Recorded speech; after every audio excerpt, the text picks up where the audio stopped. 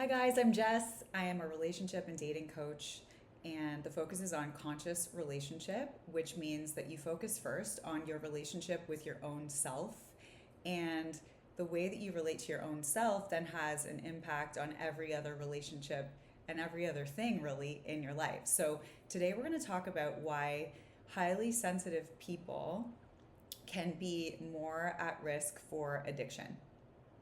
So, people who are addicts have been really widely misunderstood, like wildly and widely misunderstood, because addiction is not a moral failing. And if you want to learn more about addiction, the truth about addiction, look up Gabor Mate and listen to some of the things that he speaks on in terms of addiction. Because what I believe the truth to be is that people who struggle with addiction are highly sensitive and have a difficult time feeling safe and soothing themselves, right? Which is usually the result of some past trauma that they've experienced. But what can happen is the person who doesn't know how to soothe themselves then develops some kind of a coping strategy outside of themselves, whether it's drugs, alcohol, love, food, gambling, sex, technology. It's anything, right? Anything outside of themselves that helps to take them out of what they're feeling inside, which is usually pain, grief, sadness, anger, fear. And so if you are struggling with addiction, I want you to know that it is not a result of your character, and it doesn't mean that something is inherently wrong with you, which I think is a lot of the messaging. What it means is that you've just had a hard time soothing yourself. You're highly sensitive. You pick up everything. You feel everything. Some of it may be yours, some of it may not. You may be picking up the energy of your neighbor, of the person you're driving beside on the freeway, of the energy of the world as a whole right now, right? So if you are struggling with addiction, the way out is actually to turn inward and start to tend to the root of what's driving the addiction in the first place, right? So the addictive pattern is going outside of ourselves to try to soothe, to try to feel better, to try to regulate, really. And the healing comes from going and turning back within and actually tending to, what am I running from? What am I experiencing that is so uncomfortable that it's having me reach over here, reach over there, reach over here? Okay, so they always start a freaking lawnmower when I'm doing videos, but I'm gonna keep recording because you know what? Life is not perfect, and these recordings do not have to be perfect. So, oh, good, it's getting even louder. Anyway, I swear I always joke about this. Like every time I make a video, this happens. It's okay. I'm gonna post it anyway. As a recovering perfectionist, and I consider myself to be an addict, these kinds of things are really hard for me. That noise in the background is really overstimulating, and it makes me lose my train of thought. And if you are highly sensitive, you will probably notice that it is hard to keep your focus on something, especially when there are distractions going on in the background. So this is perfect.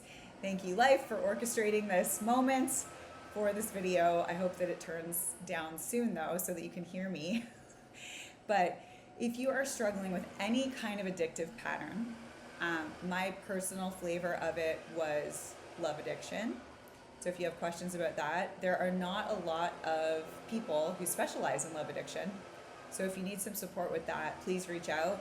Happy to chat with you. You can book a call with me. I will be doing a free webinar at the end of the month that is going to focus on healing at the root. So that includes any kind of addictive patterns, because how we do one thing is how we do all things. So whatever pattern is showing up in life is going to have an impact on every single area of our lives, right? So if you're dealing and struggling with addiction, there is a period of abstinence that's needed from the addictive thing. But unless you have something to replace it with, you're gonna be white knuckling it, and it's going to be really hard, if not impossible. So you want to have some support in place as you decide to rewire and actually heal this addictive coping mechanism, right? Which is really what it is. It's just addiction is maladaptive coping mechanisms. So we want to have a period of abstinence to reset the nervous system, not to punish you, right, by taking something away, but to give your body and your nervous system a chance to recalibrate without this external thing that is actually causing more harm than helping.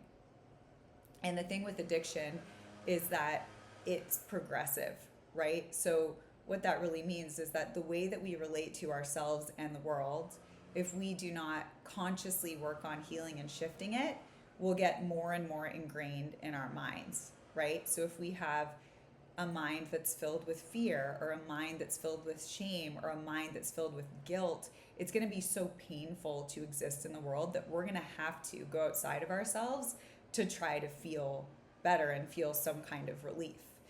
So you're not alone if you're struggling, and there is a way out, but it's actually going within. But you do not have to do this alone. So I would strongly suggest, if you're struggling with addiction, to look into 12-step recovery programs. They have one for every addiction you could think of. They have online meetings, they have in-person meetings depending on the city that you're in. And then also having some one-on-one support is super, super important, because in order to rewire, we actually need to have new experiences of safety within ourselves, and then safety with other people who feel safe, right? So anyway, this is a more complex topic, but basically, in order to work on healing our addictive patterns, we need to get to the root of what it is that we've been running from with the addictive pattern, right? So when we put down the thing, whatever it is, or maybe it's a person, or maybe it's food, or maybe it's drugs, alcohol, gambling, all of the different addictive things that we can have, and there's many, technology, then we need to be with what comes up when we put those things down, but we want to have support in place, right?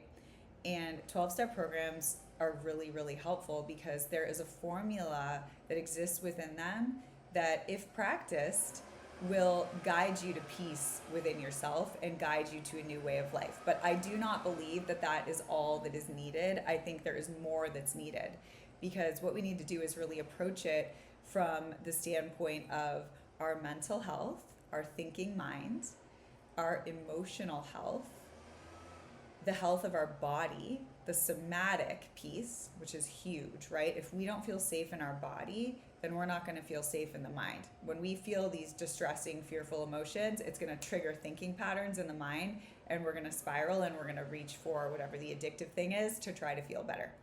And then also, the most important piece is the spiritual piece, which is believing that there's something greater than you, greater than your human self, operating in your life, that is guiding and supporting you, even if we can't see it. Okay? So these are the components of healing from addiction. So if you're struggling, please feel free to reach out. And I also wanted to share with you that I'm going to be doing a webinar, as I mentioned earlier.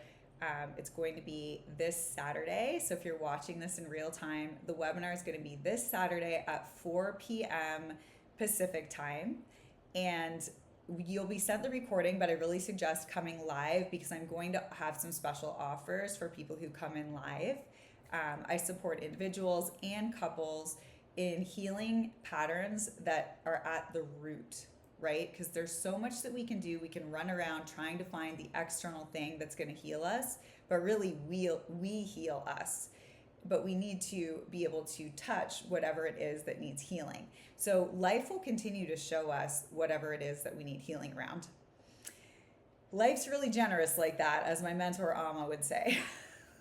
Life is real generous, and it'll keep showing us whatever we need healing around. So let's look at, with a lot of love and gentleness and compassion, what is showing up in your life that is feeling like it's not supporting you.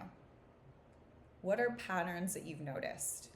Maybe in dating, are you dating the same person in a different body? Or are you noticing a pattern of overextending, overgiving, trouble receiving? What are the patterns that kind of show up for you across the board? And if you need help identifying those, I can help you.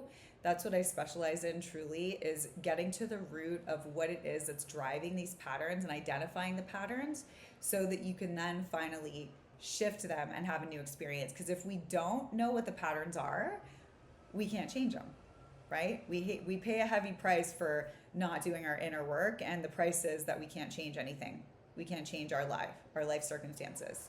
Because as within, so without, right? So the way that we are thinking and relating to others in the world is going to show up in our external, believe it or not. So as we shift our internal experience, as we start to feel safer in our bodies, we start to shift our thinking patterns and perceptions, our outer world then shifts. So whatever the problem is that's going on in your life, the answer is always to turn within and get some support in healing and rewiring so that you can have a new experience. It is never too late. You can start your life over at any time in any moment. I've had so many moments where I had to start over again. And it's just part of life. It's part of the gig. We're all human here. No one's better or worse. We all struggle with the human experience sometimes. So anyway, let me know if you guys have questions about this. I'm going to share this on YouTube, and I'm going to also share on my Instagram. If you want to follow me on Instagram, my handle is Coach Jess Hendrick, and my website is jesshendrick.com. You can learn a little more about me, why I do what I do, how I support individuals and couples, and if you'd like more information, book a connection call, 15-minute call, or you can just jump in and do a session. Why not? What do you have to lose? So super excited to keep sharing more with you guys. And thank you if this was helpful for liking and subscribing. And please share this video if you found it helpful. And I will look forward to seeing you guys again so soon.